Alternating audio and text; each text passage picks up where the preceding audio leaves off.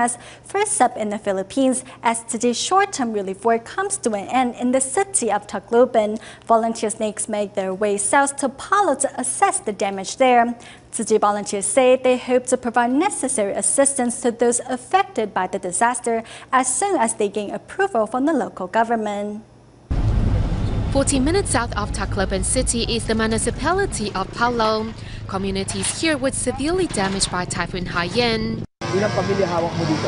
Bali, ang pamilya namin dito ay 309. Bahay mo to.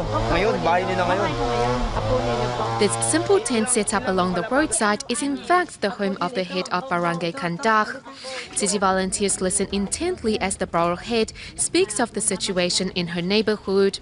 Barangay Candahug originally had 1,877 residents, of which 164 died during Typhoon Haiyan. Approximately 10% of the houses have collapsed. Thus, over the past month, many residents have had to live in tents. Though charity organizations establish short-term cash for work programs here, however, most residents have used up their pay on rebuilding their home. Some charity organizations came to carry out cash for work programs, but only for 15 days. After they left, we have no idea what to do. 15 days lang. Nung magsalis na ka sila. The owner of this convenience store spent half a month to find lost items and put together a new storefront before reopening for business. Pero hindi pa rin totally na.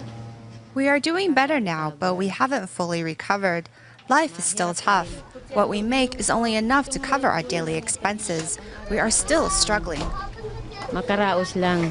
Nearly 2 months have gone by since the typhoon, and without a place to call their home, residents are worried about their future. If we can work to make ends meet, our lives will be able to return to normal. We won't have to seek help from others and be on the receiving end all the time. Luckily, city volunteers are here to survey the damage and hope to provide further assistance. Before we focused our relief efforts on Omak City, and after that we came to Tacloban.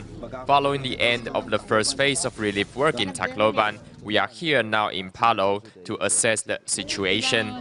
Next, we hope to get some information from the local government.